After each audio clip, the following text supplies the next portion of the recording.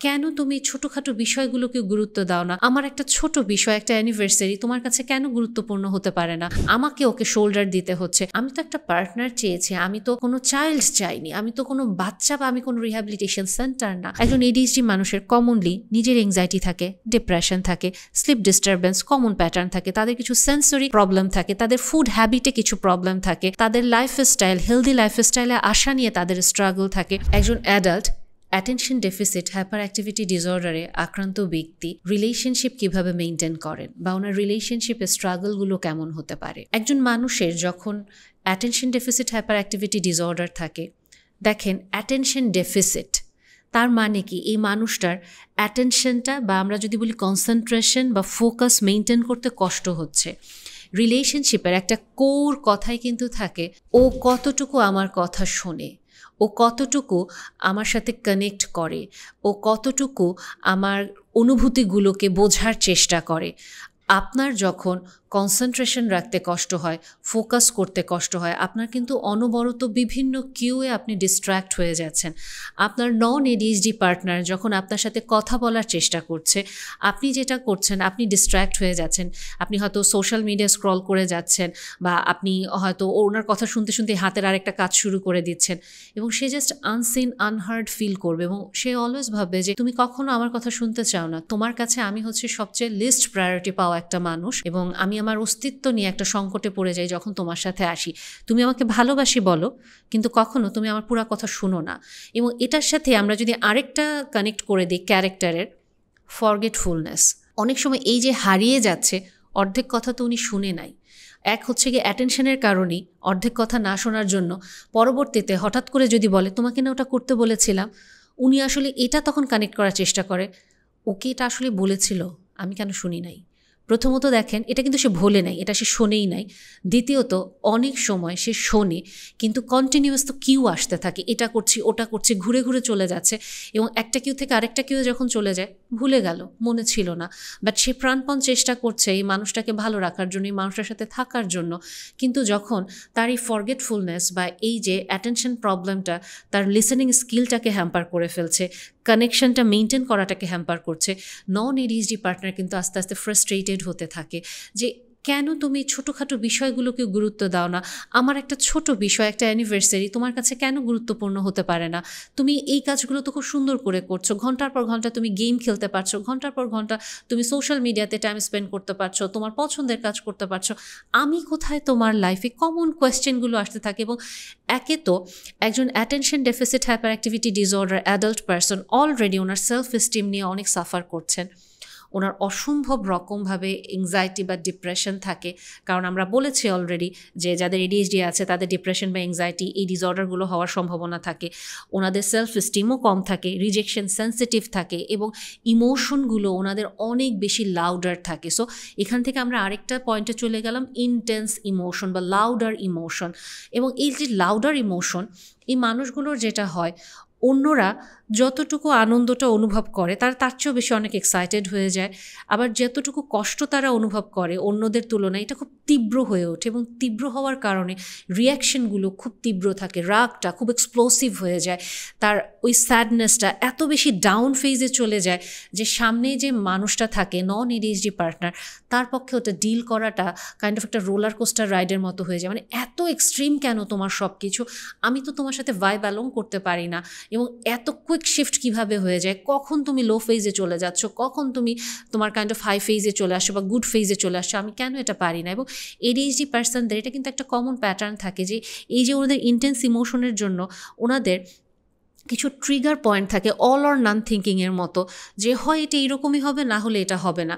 So দেখেন একে তো ওনাদের রিজেকশন সেন্সিটিভিটি, লো সেলফ এস্টিম, এবং অলরেডি তার নন এডিএইচডি পার্টনার তাকে কন্টিনিউয়াস কমপ্লেন করতে থাকে যে আমি আনসিন ফিল করি, আমি তোমার সাথে কানেক্ট করতে গিয়েও পারি না, তুমি আমাকে গুরুত্ব দাও না, তুমি আমার কাজগুলোই ভুলে যাচ্ছ, বা তুমি আমার এই ছোট্ট একটা আচরণ কেন ক্ষমা করতে পারতেছো না, কেন এত ইন্টেন্স রিয়াকশনটা তুমি আমার সাথে দিলে। এই যে কমপ্লেনগুলো যখন যাচ্ছে, সে কিন্তু বোমবার্ডেড হচ্ছে, কারণ সে তো নিতে পারে না, তার তো কষ্ট হয়, বিভিন্ন কিউ তাকে ডিস্ট্র্যাক্ট করতে থাকে এবং সেই যে এই যে তার বোমবার্ডেড ইমোশন, আলটিমেটলি সে কী করবে, এডিএইচডির আরেকটা প্যাটার্ন তখন চলে আসে ইম্পালসিভিটি, এবং এই যে তারা ইম্পালসিভ থাকে, তারা বিভিন্ন রিস্কি ডিসিশন নিয়ে নেয়, হেস্টি ডিসিশন নিয়ে নেয়। তারা হয়তো হুট করে বলে ফেলে থাকবো না তোমার সাথে, সম্পর্ক কাজ করতেছে না, সম্পর্ক ব্রেকআপ করো। বাট সে হয়তো মন থেকে এটা চায় না, সে সাফার করবে এই মানুষটা চলে গেলে, সে আসলেই তাকে ভালোবাসে। এবং তার আরও যেটা লো সেলফ এস্টিমের কারণে যখন কন্টিনিউয়াস ক্রিটিসিজম তার কাছে আসতে পারে, সে তো রিজেকশন সেন্সিটিভ, তার তো ক্রিটিসিজম নিতে খুবই কষ্ট হয়। তখন ওই যে তার এই ওভারঅল বোমবার্ডেড ইমোশন, বোমবার্ডেড কমপ্লেইন তাকে একটা ইম্পালসিভ ডিসিশনের দিকে নিয়ে যায় যে আমি এটা ব্রেক করতে চাই, আমি এটা থাকতে চাই না, আমি এখানে থাকবো না, আলাদা হয়ে গেলেই ভালো। বাট হয়তো এই সম্পর্কটা যদি আজকে তার এডিএইচডি না থাকতো, সে হয়তো খুব সুন্দরভাবে কথাগুলো শুনতে পারতো, সে হয়তো ছোট ছোট জিনিসগুলো কিউগুলো ভুলে যেত না, কমপ্লেনগুলো আসলেও হেলদি ওয়েতে, সে আন্ডারস্ট্যান্ডিং ওয়েতে ম্যানেজ করতে পারতো।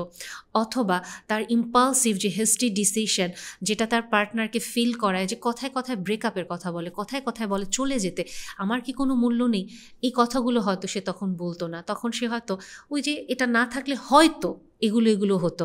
কিন্তু আমরা কিন্তু অফেন যেহেতু বুঝতে পারি না যে এডিএইচডি পার্টনার কেমন হতে পারে, এ কারণে একজন নন এডিএইচডি পার্টনার হিসেবে খুব সাইলেন্টলি বলেন বা খুব লাউডলি বলেন, উনি সাফার করতে থাকে এবং একটা পর্যায়ে উনি সাফারিংসটা নিতে পারে না।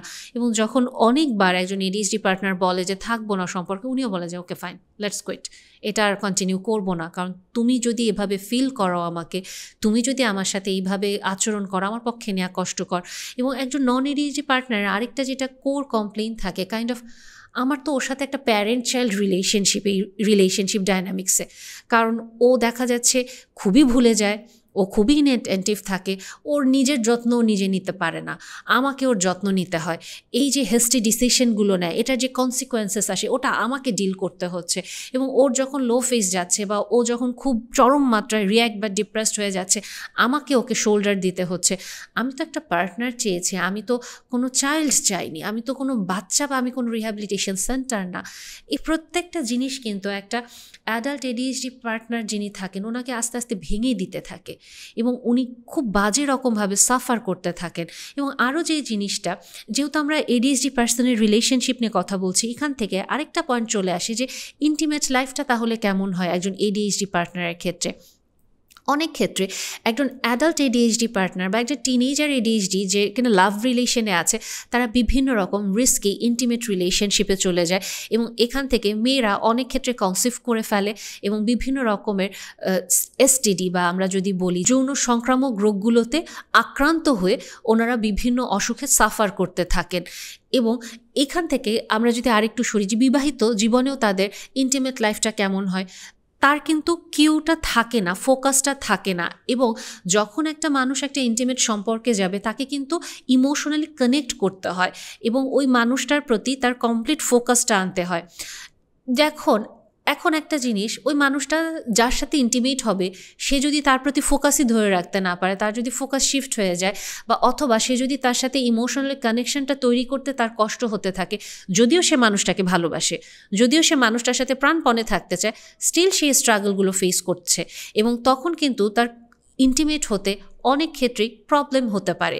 এবং এই প্রবলেমগুলো কিন্তু সামনে যিনি নন এডিএইচডি পার্টনার, সে কিন্তু এটা ফিল করতে পারে, তুমি তো আমার সাথে কানেক্টেড না, বা তুমি আসলে আমাদের সম্পর্কটাকে কিভাবে দেখো, তুমি কি অন্য কোথাও ইনভেস্টেড বা তুমি কি অন্য কোথাও ইনভলভ। যখন একজন নন এডিএইচডি পার্টনার এই কমপ্লেনগুলো করছেন, তখন এডিএইচডি পার্টনার যিনি থাকেন, ওনার কাছে মনে হচ্ছে যে না, আমি তো কানেক্ট করার চেষ্টা করছি কিন্তু আমি পারছি না। এবং একজন এডিএইচডি পার্টনারের যে অল অর নান থিঙ্কিংটা থাকে যে এই প্যাটার্নটা এরকম হবে, তাহলে আমি এই জিনিসটা এভাবে করতে পারবো, বাট উনি বেসিক্যালি প্যাটার্ন ফলো করতে পারে না, কারণ ওনার অন্য কিউয়ে বা অন্য মোমেন্টে উনি আস্তেই করে শিফট হয়ে যাচ্ছে। সো এটার কারণে ওনার ভিতরে একটা ফ্রাস্ট্রেশন আসে যে জিনিসটা হচ্ছে না, আমি পারছি না। অনেক ক্ষেত্রেই এ কারণে ইদার তারা খুব বেশি ইন্টিমেসিতে ইনভলভ হয়ে যায়, অথবা তারা দিনের পর দিন ইন্টিমেসিটাকে অ্যাভয়েড করতে থাকে, কারণ এটা ওদের প্যাটার্নে কোনো কারণে ম্যাচ করছে না এবং অল অর নান থিঙ্কিংয়ে তারা চলে যেতে পারে। এবং এই জিনিসটা কিন্তু তারা খেয়ালও করতে পারে না যে এটা আসলে কেন হচ্ছে।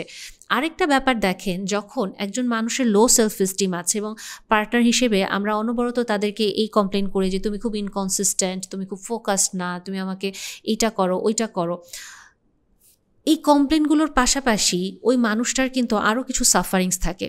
একজন এডিএইচডি মানুষের কমনলি নিজের এংজাইটি থাকে, ডিপ্রেশন থাকে, স্লিপ ডিস্টারবেন্স, কমন প্যাটার্ন থাকে, তাদের কিছু সেন্সরি প্রবলেম থাকে, তাদের ফুড হ্যাবিটে কিছু প্রবলেম থাকে, তাদের লাইফস্টাইল, হেলদি লাইফস্টাইলে আসা নিয়ে তাদের স্ট্রাগল থাকে। সো এগুলোর পাশাপাশি পার্টনারের আরেকটা কমপ্লেন অ্যাড হয়ে যায়, এত কেন আই মি মাই সেলফ সবসময়, যে তোমার ঘুম, তোমার খাওয়া, তোমার ভালো থাকা, আমি কোথায় তোমার পুরা এই চ্যাপ্টারে? তোমার ডিপ্রেশন, তোমার অ্যাংজাইটি, আমি কোথায়? এবং অনেক সময় কিন্তু এই যে মানুষগুলোকে তখন ভুলভাবে আমরা বলে ফেলি যে তুমি আসলে প্রচণ্ড রকম নার্সিসিস্ট একটা মানুষ, তুমি তোমার নিজেকে ছাড়া কিছু বোঝো না। বাট এই মানুষটা কিন্তু ডিপ ডাউন ইনসাইড ওনার নিজের এডিএইচডি নিয়ে স্ট্রাগল করে যাচ্ছেন, উনি নিজেকে ব্যালেন্স করতে পারছেন না। কিন্তু এই জিনিসটাই যদি একটা বিহেভিয়ারাল ইন্টারভেনশনের মাধ্যমে ওনার বিহেভিয়ারগুলোকে চেঞ্জ করা হয়, ফোকাসটাকে আস্তে আস্তে করে অ্যাড্রেস করে চেঞ্জ করা হয়, এবং মানুষটাকে ওষুধ যদি প্রয়োজন হয় ওষুধ দেওয়া হয়, সে কিন্তু তখন এরকম একটা আই মি মাই সেলফের জগতে থাকবে না। সে কিন্তু তার নিজের জগৎটা থেকে আস্তে করে স্টেপ ব্যাক করে পার্টনারের সাথে কানেক্ট করতে পারবে। বা একজন নন এডিএইচডি পার্টনারকেও যখন এগুলো বুঝিয়ে বলা হয় যে এই মানুষগুলো তো আসলে এই কারণেই আচরণগুলো করছে, আপনি যে নার্সিসিস্ট বলে তাকে একটা তকমা দিয়ে দিচ্ছেন, পৃথিবীতে সবাই তো আসলে নার্সিসিস্ট না, এক একজনের এক একটা ম্যানিফেস্টেশন থাকে। আপনার হয়তো মনে হচ্ছে সিমটমস আর লাইক নার্সিসিজম, বাট এটা পিওর নার্সিসিজম না, তাহলে তার রিলেশনশিপ স্ট্রাগল অন্যরকম হতো, তার ক্যারেক্টারিস্টিক্সগুলো অন্যরকম হতো। এবং এই পয়েন্টগুলো নিয়ে আসলে একজন এডিএইচডি মানুষের সম্পর্কগুলো অনেক বেশি আনস্টেবল হয়ে যায়, এবং ওনারা নিজেরাও জানেন ওনাদের সম্পর্কগুলো কেন ভেঙে যাচ্ছে। এক একজন এক এক রকমভাবে ওনাদেরকে ব্লেম দিয়ে চলে যায়, ওনারা নিজেদের লো সেলফ এস্টিমের কারণে ওনারা ঠিক ওটাকে যে চ্যালেঞ্জ করবে ওটাও পারে না, এংজাইটিতেও খুব সাফার করতে থাকে। এই কারণে তারা এটাই ভাবে আমার রিলেশনশিপ হয়তো স্টেবল হবে না, বা এটা তারা তৈরি করে ফেলে আমি কারোর সাথে পার্মানেন্ট রিলেশনশিপে যাব না, আমি কাইন্ড অফ কমিটমেন্টে যাব না, কিন্তু ভালো লাগবে যখন দেখবো যে হচ্ছে না দেন আমি আবার চলে আসব। এটাও তাদের একটা কমন একটা স্কেপ জোন তৈরি হয়ে যায়, একটা হ্যাবিট ফরমেশনের মতো চলে আসতে পারে। আমি বলছি না যে এটা হবেই, এটা হতে পারে, কারণ কন্টিনিউয়াসলি রিজেকশন নেয় এই মানুষগুলোর পক্ষে সম্ভব না। কারণ তারা রিজেকশন পেলে বা কন্টিনিউয়াস ক্রিটিসিজম তাদেরকে এত বেশি লো ফিল করায়, শ্যাটার্ড ফিল করায়, ডিপ্রেশনে নিয়ে যায়, লো ফেজে নিয়ে যায়, খুব রিঅ্যাক্টিভ করে ফেলে। এই ইমোশনাল স্ট্রাগলটা তো একটা মানুষ বারবার করতে পারে না যখন সে জানে যে এটা তার জন্য খুব কষ্টকর। তাই তখন তারা অল্টারনেটিভ ওয়ে খুঁজতে থাকে। একজন এডিএইচডির মানুষ সারা জীবনে তো একটা নর্মাল নিউরোটিপিক্যাল মানুষের মতো করে বাঁচার চেষ্টা করে, অল্টারনেটিভ ওয়েতে বা যে কোনো উপায় তাদের মতো করে ফিট ইন করার ট্রাই করে। সো রিলেশনশিপের ক্ষেত্রেও তারা শেষ পর্যন্ত এরকম একটা ওয়ে খোঁজার চেষ্টা করতে থাকে। কিন্তু যেটা আমি বললাম, যদি প্রপারভাবে জিনিসটাকে অ্যাড্রেস করা হয়, আইডেন্টিফাই করা যায়, তখন অবশ্যই একজন এডিএইচডি মানুষকেও জিনিসটা বুঝতে হবে, এবং নন এডিএইচডি পার্টনার যিনি তাকেও এটা বুঝতে হবে। এবং ডেফিনেটলি দুজন অ্যাডাল্ট মানুষ, এটা তাদের একটা কনসিয়াস ডিসিশন হবে যে আমি কি আসলে একজন এডিএইচডি পার্টনারকে কন্টিনিউ করব কিনা আমার লাইফে রাখাটা, বা আমি আসলে এই সম্পর্ক থেকে বের হয়ে যাব কিনা।